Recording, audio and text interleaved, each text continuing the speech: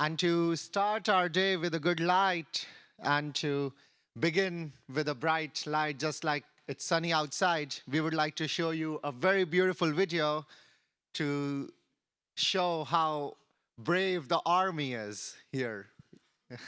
Let's start. 4 little, 5 little, 6 little Indian, 7 little, 8 little, 9 little Indian, 10 little Indian boy. They found this defect in his gene that is probably explaining his problems, that robbed him of being just a normal, healthy, happy child. CTNNB1 syndrome was linked to severe intellectual disability. We had to understand the disease itself because there was not much known. It was first described in 2012, so there was not much written literature on the disease. It's basically a loss of function mutation in the CTNNB1 gene, which is responsible for the beta-catenin production. And this protein is one of the most important proteins in cell adherence, cell junctions, cell trafficking, cell communications, and it is also very important in the early development of neural tissue.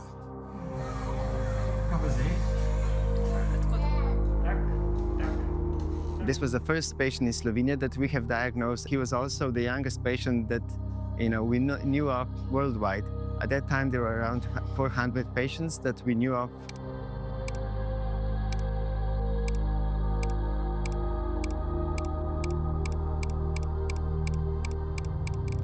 Children get this disease, they often basically exhibit the signs of cerebral palsy, cognitive impairment, neurodevelopmental disorders, and basically they are stuck in their normal developmental path. By the time he was 1 year, we knew that we are going to do everything we can to change his future.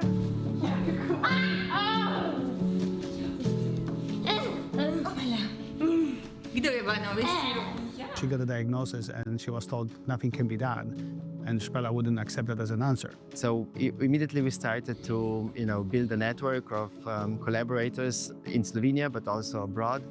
I was really, from the beginning, focused on gene therapy. I liked the idea that it's once and done, and then there is a kind of an established pathway of how to develop this drug. They told me, yes, it is possible, but you need to raise 4 to 5 million euros to go to that stage. Gene therapy is a way how to deliver a healthy, a functioning gene to the body using a virus which you change to an extent that it doesn't harm the body, but it can deliver the healthy gene to the patient and cure the disease, or at least stop the progression of the disease. What we are doing here is developing leading-edge products that they compare equally to any product developed by a pharmaceutical company. So we need to apply some of the principles that drug development uses to develop products in the market, but apply that with a sense of we are here not to make money out of this, but we are here to make sure that the product get to patients fast, and also they can really improve the life of many kids. But not only that one example can drive many others, but there are thousands of diseases that need attention. This project took 5 years. This is many hours of work put into this. There was a lot of obviously happy moments, but there was also a lot of disappointments along the way. The most important thing that we, which kind of drew this project forward, and I can see that lacking this will be a problem for other projects, is the trust that we had in each other. The name of the game is collaboration. The name of the game is cooperation between all the different groups who are working together. There's the saying that it takes a village to raise a child. It actually takes the whole army to cure one. And it's an international project. It really required individual expertise from different countries, and that's how it has to happen. And when confirming that the treatment had a positive effect in correcting the disease phenotype in mouse model, then of course we developed a pipeline to really test the safety of the Urbagain. Going first in human, it's always a step into the darkness. You don't know how things are going to develop. I don't know what to feel. I'm expectant, but I don't know. I'm just nervous. As a scientist, you just want everything to go well.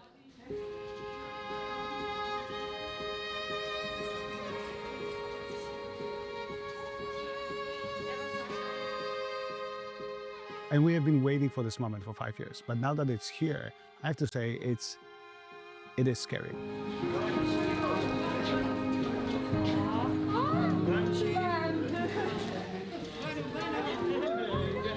You have to be brave enough and let go the fear to be able to really move forward.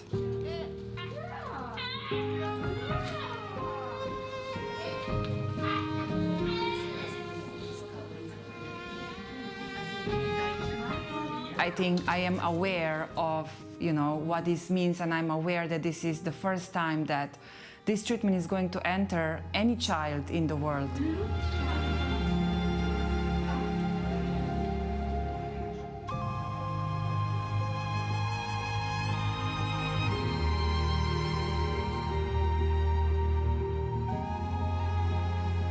What is fascinating in gene therapy is that compared to the classic neurosurgical procedures when we tend to remove from the brain something which should not be there, in this case we insert something which is missing.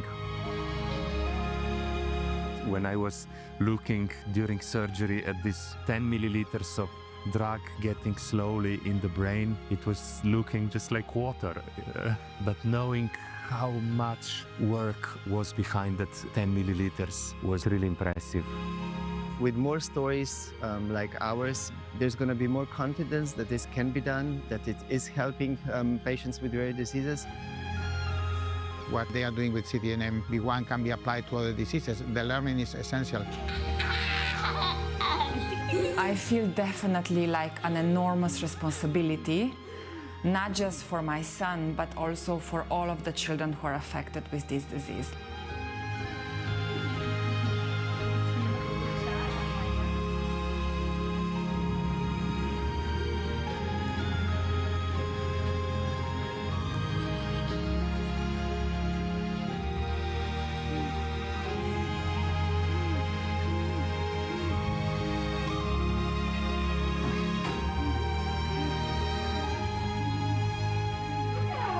Yeah.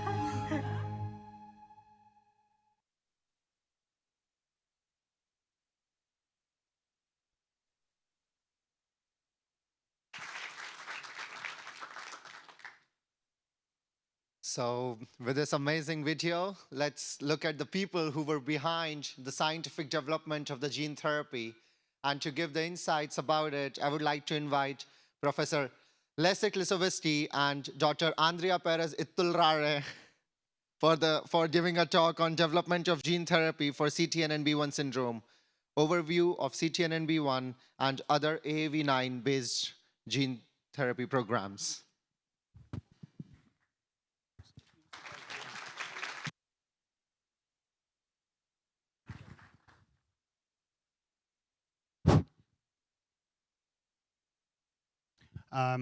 Okay, well, welcome and thank you for being here and thank you for having me here.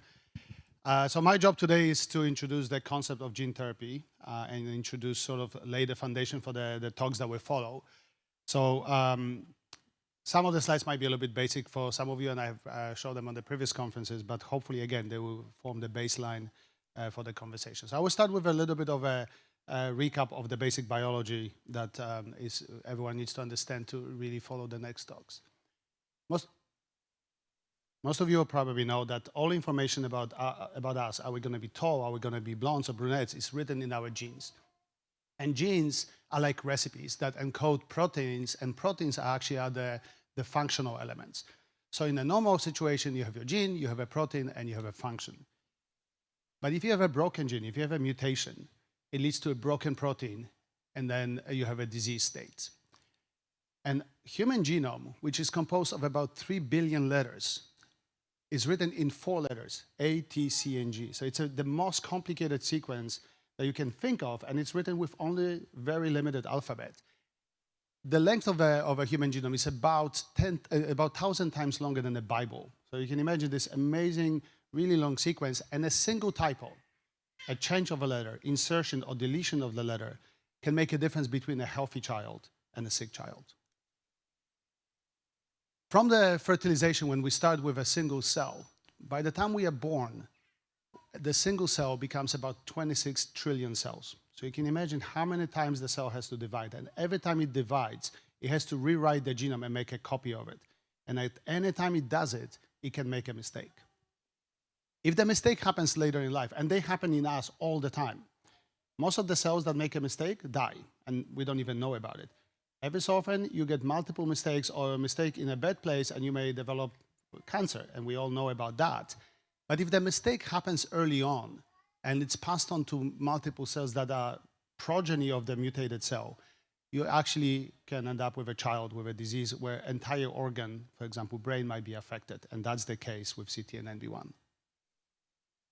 Now, if we have a disease, we can naturally think about treatments. We know that you can take a pill if you have a headache or something, and we heard yesterday from Professor Jacobs about the therapy she's developing for CTNNB1. And there's, again, the whole array of different treatments. The treatment I want to talk about is one of the latest additions to the toolbox of medicine, and it's called gene therapy. And gene therapy is quite simple, actually. We are going to use genes as therapeutics. So the gene is the active element. We put it in some kind of delivery method, and there's a range of those, and we deliver it to a patient. Sounds simple. It's obviously not that simple. First of all, there's many types of mutations. And again, I'm not going to go into details here, but in most cases, every gene that we have in our body, we have two copies of it, one from mom, one from dad. So you have your two copies, and each of them produces protein, so you have a normal level of protein. If you have a disease, and again, I like to use simple examples. So if you have a normal case, let's say we use genes that are recipe for coffee. You have two genes that encode milk, two that encode coffee, and two that encode sugar. So that's what you need to make a perfect latte. In a mutation called loss of function, as the name suggests, one of the genes loses the function. So we don't have the production of the protein. So imagine that one of the genes for milk is mutated. You only have half milk. So you simply don't have enough milk to make the perfect latte. There's still latte, but it's just not what it's supposed to be. Another type of mutations is gain of function. One of the genes does something else. So imagine that one of the milk genes now makes oil instead of milk. Now, it doesn't do anything bad. The cell can do something with it. It's going to make pancakes. But still, the point is, when you want to make coffee, you don't have enough milk because half of the milk became oil. So that's still a problem. But the worst case is when you have something that we call dominant negative, when the mutated gene produces something that acts like a toxin and actually attacks the good one. So imagine this is a bad, spoiled milk. The bad milk is going to mix with the good milk, and now you have no milk at all. So this is the most difficult situation that we might have to deal with. Depending on the type of mutation and type of disease, we have also different ways of interfering or trying to treat it. So sorry about this. Again, DNA makes RNA, which is the messenger that then encodes the protein. In some diseases, we can actually simply put the protein back, and that's called protein replacement. For example, hemophilia will be one of those. You can just get an injection every so often, and you'll be fine. In other cases, we can actually work at the RNA level, and the therapy that you might have heard of is called ASO, antisense oligos, and there are drugs on the market today doing this, so we can stabilize RNA, we can destabilize it, we can do many different things. We can also deliver an extra copy of the gene. It's called gene augmentation, gene replacement, or gene addition. And ultimately, we can also go into the genome itself and try to fix the mutation at the genetic level. And that's called gene editing. You might have heard about CRISPR and those kind of technologies. Those technologies here, those three approaches, fall within gene therapy. So gene therapy is not a single thing. It's a group of treatments, and obviously quite complicated by the nature of them.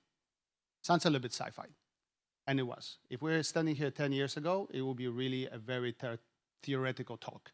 But today, there's a number of treatments on the market. There was 8, then there was 7, now this one is coming off the market for different reasons.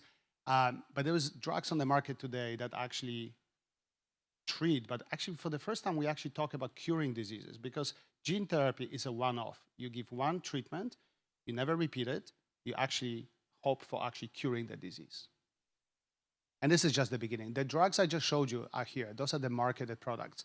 Now that the technology has reached the level of maturity that we know they are safe and effective, there's hundreds and hundreds of programs in all different areas of medicine that are actually being developed. So we are going to see a major change in how we think about medicine and diseases.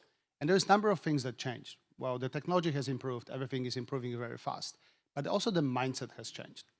We realized that people like myself, which I call myself a tool maker, somebody that develops the technology, and tool users, clinicians that actually treat the diseases, have to talk. And we cannot talk at the end when I've done what I think has to be done and now I'm going to convince someone to treat a child with it. The conversation has to happen very early on. I know what technology can do. The doctor knows what needs to be done. And there's this conversation that meets us somewhere in the middle and we can develop the safest and the most effective treatment.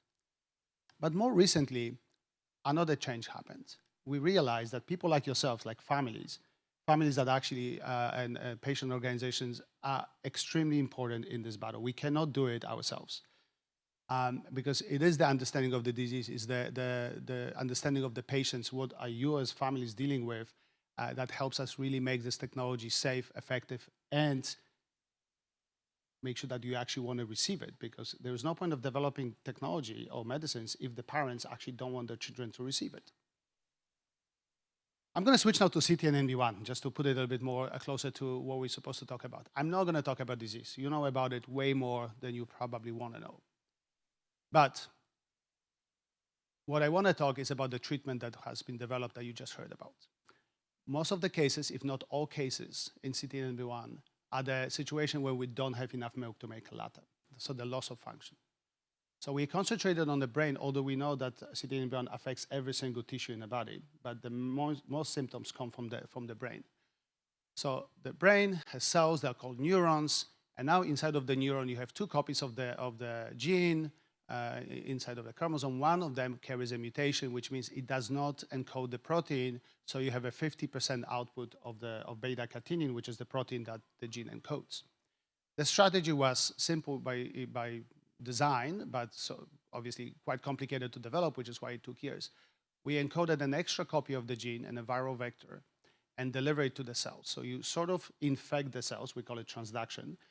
The vector then injects the extra copy, and the cell doesn't care, the cell doesn't know. Now it has an extra copy of the recipe, can make more protein, and then this one still stays in, but it doesn't do anything.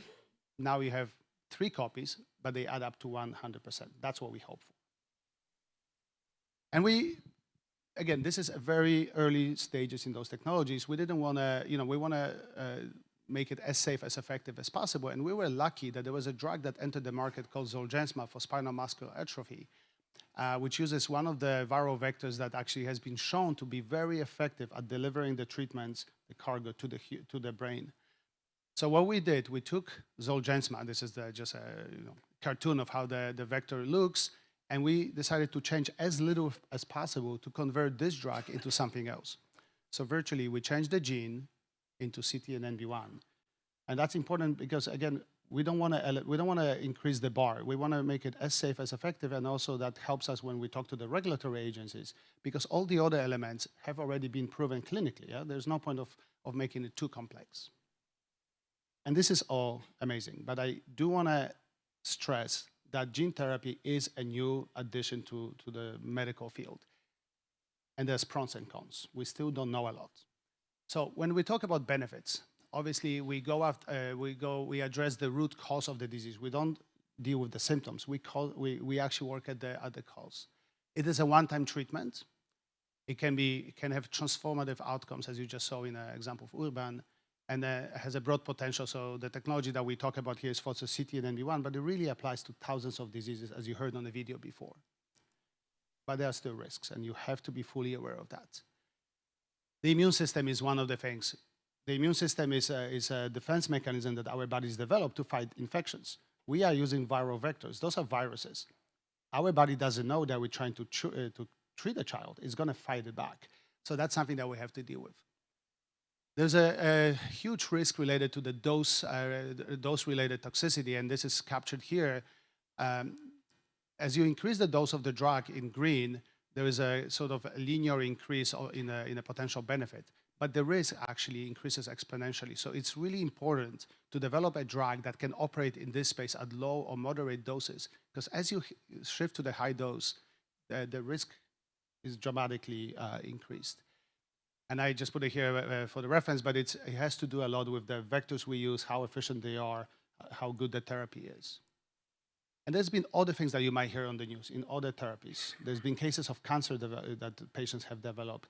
There's been cases of severe adverse events, including death of patients in clinical trials. Again, those are real risks. That's something that you as families have to be aware of and weigh the risks to benefits. But I think Zolgensma that I mentioned before is a really perfect example to kind of learn from or see what we can anticipate, because it targets the brain. It's actually very similar, and I hope I made that point before.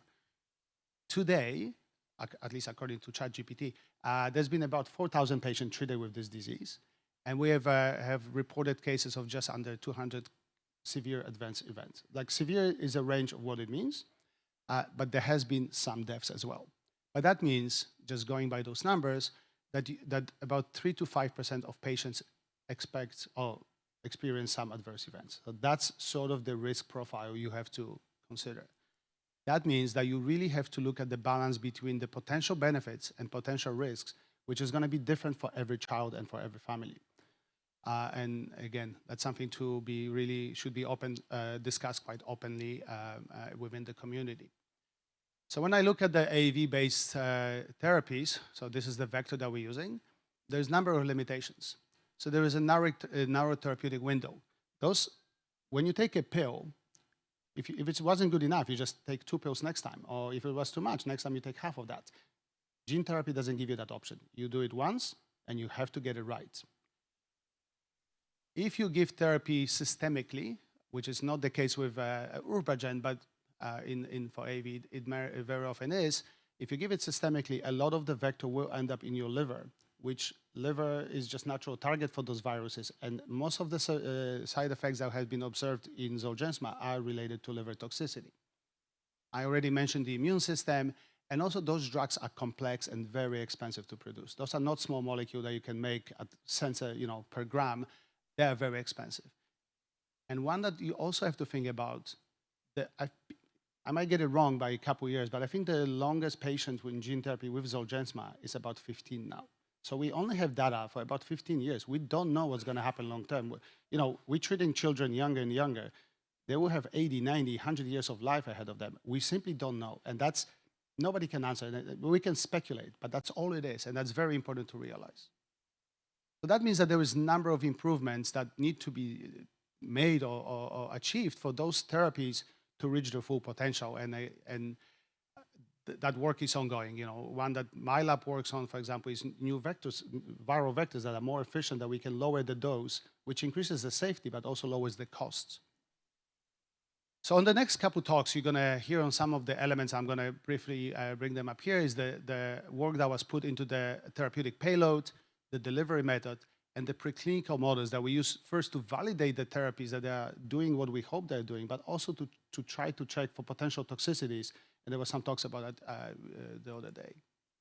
So I already showed you the picture of therapeutic cargo. We always, we make it a box. That's all it is, yeah? But those boxes are obviously quite complex. So this is how CTNNB1, gene looks when we look at it at the genomic level. It is not a box. There's a lot of different elements that come together. Human genome is extremely, extremely complex, and we still don't understand it. So we keep learning. So if I simplify the previous picture, the genes are divided into what we call exons, which are the active sequences, and introns, which are the spacers in between. Every gene has an engine, we call it promoter, that drives the expression, a number of elements, and they can be right next to it, or they could be really, really far, because genome is it is a sequence, but it's not straight. It folds, it touches, it does all those things that, again, we don't understand those things. What we try to do when we develop the therapeutic cassette is take all those elements and put them inside of the virus. Viruses are really small. We cannot put everything. We have to make choices, again, and we are guessing many times. The important takeaway here is that the configuration of the therapeutic cassette, which is really the foundation of the whole therapy, is vector, disease, and cell type specific.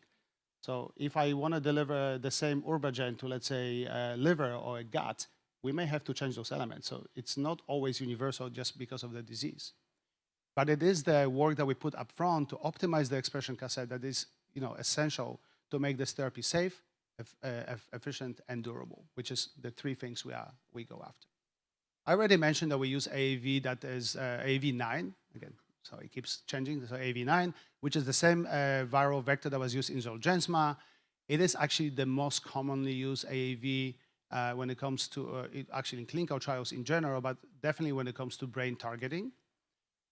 There is a large number of clinical trials so that we understand the system quite well, and it's being developed for a number of different diseases. So that means that there is a lot of positive things with AAV9. It can penetrate blood-brain barrier, which is the barrier that protects brain from pathogens that might be in the blood. Is very good at delivering cargo to CNS. We have extensive preclinical clinical validation. We optimize manufacturing, and the regulatory agencies are familiar with it. All positive things. There are problems.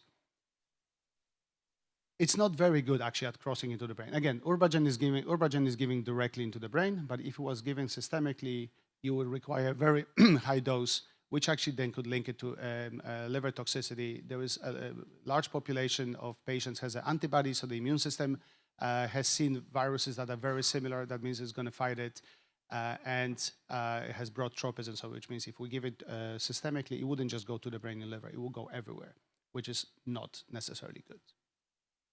When we look at the preclinical models, and again, as I mentioned, you will hear about it next, we start with something simple. Usually it will be some immortalized cells in a dish, in a lab. We then move into patient-derived models, and they could be 2D or 3D models. And then we move to animals and ultimately monkeys. As we go from left to right, the biological complexity and the human predictiveness increases, but so does the cost. So it is like a funnel. We start with a lot of drug designs, and as we move closer to human, we narrow them down to the final candidate that ultimately, we do the final testing, toxicity, and we move into clinical trials. Again, the whole point is to go from less to more complex and more predictive ones. So with that, I'm going to introduce the next two speakers. Andrea is going to talk to you about the work that was done in this project in the mostly the cell-derived models. She will touch on some of the animal work, and Duško is going to talk about, again, some of the animal testing, including safety and toxicity studies. With that, I will finish. Thank you.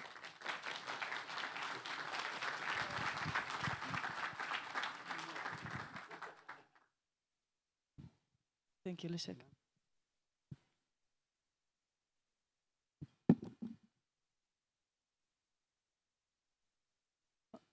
Okay, good morning, everyone. I'd like to thank the organizers for inviting me here today.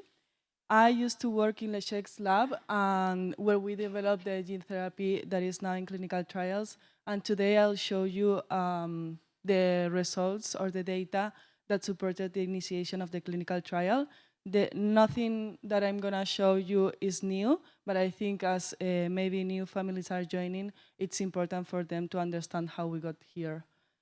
I will also give a brief biology refresher just to make sure that we are all on the same page. As you may know, we all are composed of cells that are the little bricks that we are made of, and these cells inside, they have the DNA, which is like the manual of instructions that tells the cell if it's going to be a heart cell or a skin cell. It has all the information for the cell to play all the functions that it needs to play and behave how it needs to behave. And in this manual of instructions, there are different chapters, and each of the chapters is a gene. And each gene will be responsible for the production of a protein. What happens in CTNNB1 syndrome is that there is a typo, as Leszek already mentioned, in one of these chapters. And this chapter is titled CTNNB1 gene. CTNNB1 encodes for beta-catenin, which is a really important protein in brain development, as you know, as it plays different roles in cellular adhesion, where it participates in the cadherin-to-cadherin interaction, and therefore it links the cells that are next to each other and helps for the communication and connection between them. It also plays an important role in the Wnt signaling pathway, where in the presence of the Wnt ligand, the beta-catenin protein is released from the destruction complex, translocates into the nucleus, and promotes the expression of genes that are important in cell proliferation and cell determination. And these two functions are essential for synaptic activity and synaptic formation and stabilization. So in CTNNB1 syndrome, with the mutation that happens, there is not enough beta-catenin, so these functions are disrupted. And as Leszek already mentioned, our approach was to provide the cells, the affected cells, with a functional copy of the CTNNB1 gene, and we delivered it using an adeno-associated viral vector, or AAV, that will serve as the delivery box that will contain the address for the gene, the therapeutic gene, to be delivered to the affected cells. So the affected cells, after the delivery of the therapeutic gene, they will have the normal copy, the mutated copy, and also an additional copy of the gene that we just delivered, and that we aim, or we hope, for it to compensate the functions that are disrupted in the cell. At a cellular level, I'm going to show you how it is supposed to work. So the AAV vector will reach the cell surface and enter the cell, and it will reach then the nucleus where the host DNA is located and release the vector DNA. These vector DNAs will be stabilized in the nucleus, separate from the host DNA, and the cellular machinery will be responsible to produce the beta-catenin protein. And this beta-catenin protein will work similar to the normal beta-catenin protein that we all have. It will take part in the Wnt signaling pathway after when the Wnt ligand is present, and it will promote the expression of these different genes. I'd like to mention here, because we've been talking about the role of beta-catenin in cancer, and I'd like to note that what happens in cancer normally is that the beta-catenin is mutated in such a way that it cannot be targeted by the destruction complex, which is the complex that regulates beta-catenin levels. So it cannot be targeted and it cannot be regulated. However, with this gene therapy, the beta-catenin protein, it doesn't have any mutation. We are delivering a copy that doesn't have a mutation. It is a normal CTNNB1 gene. And it will exert exert the rest of the functions that the normal beta-catenin will exert in the adhering junctions. So this sounds great, but sometimes science is not that easy. So what we did was to design different versions of this therapeutic gene. I'm gonna call this the expression cassettes.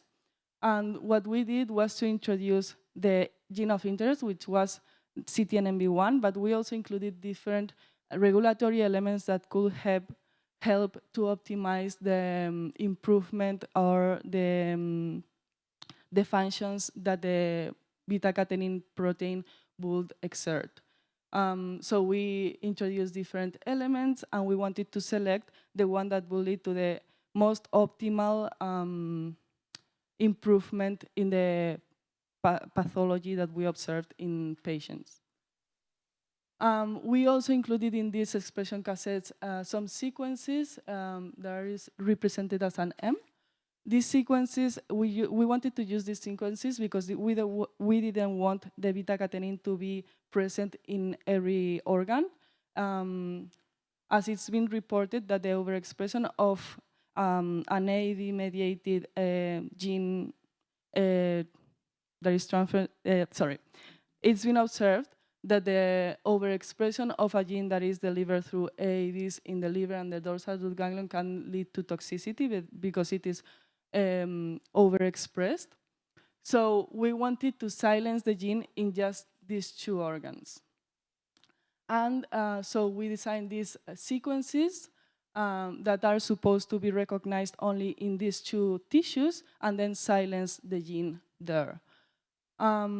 We tested this in a mouse model that was administered with an AAV9 containing the green fluorescent protein reporter gene, accompanied or not by these sequences. And as you can see, we observe a dramatic reduction in the expression of the green fluorescent protein.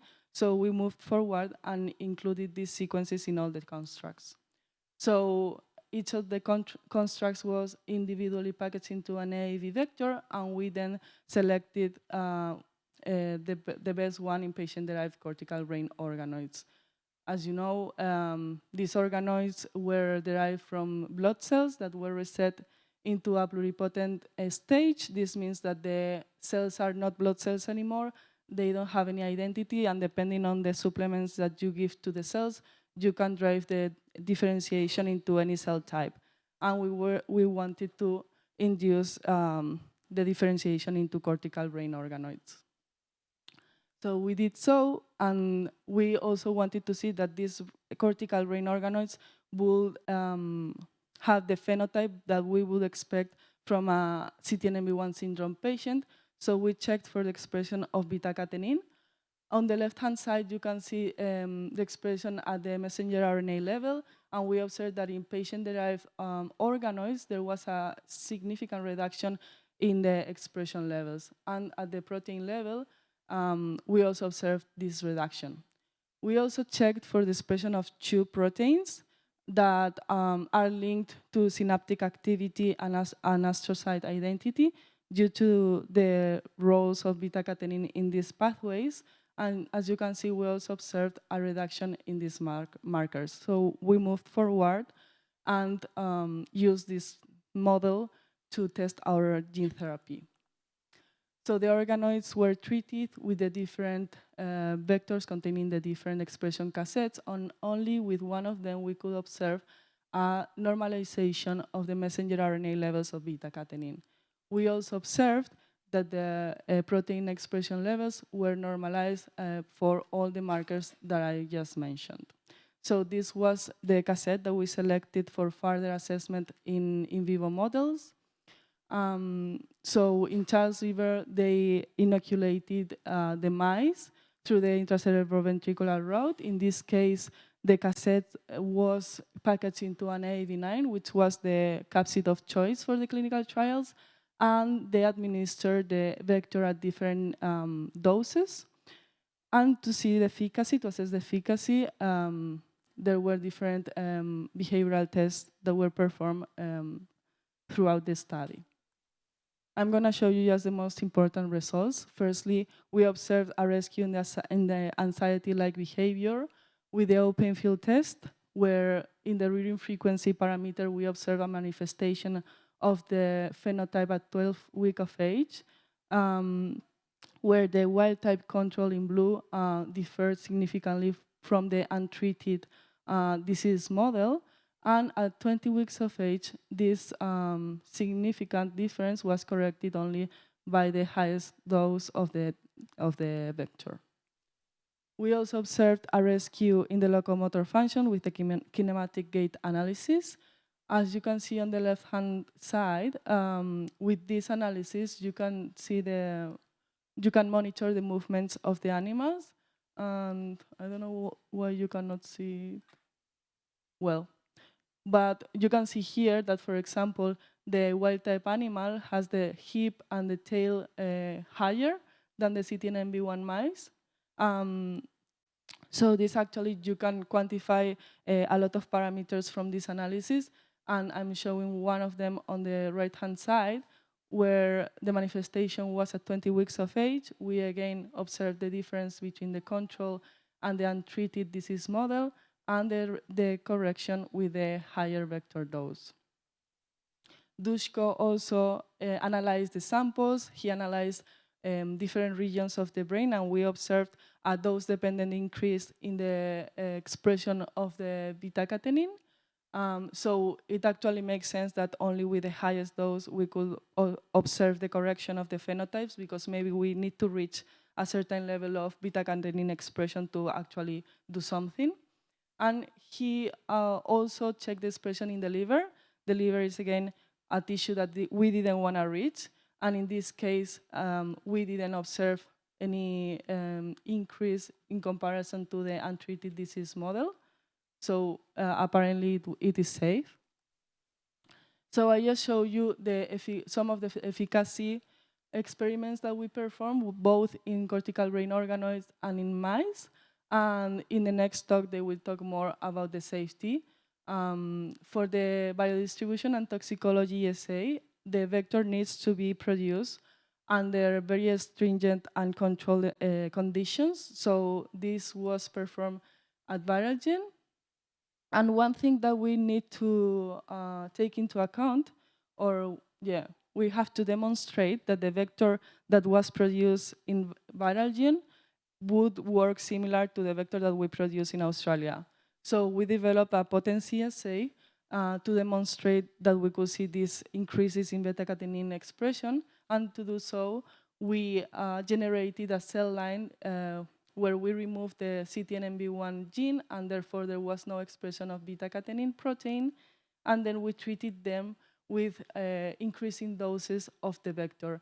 And you can see both with the toxicology batch and the clinical batch, we observed the dose-dependent increase in beta-catenin levels, both at the messenger RNA and protein levels.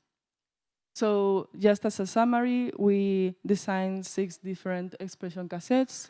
We selected one of them based on the efficacy in organoids. We confirmed the efficacy in mice and also observed that the vector could have a therapeutic potential with favorable safety profile, and we also validated the toxicology and clinical batches.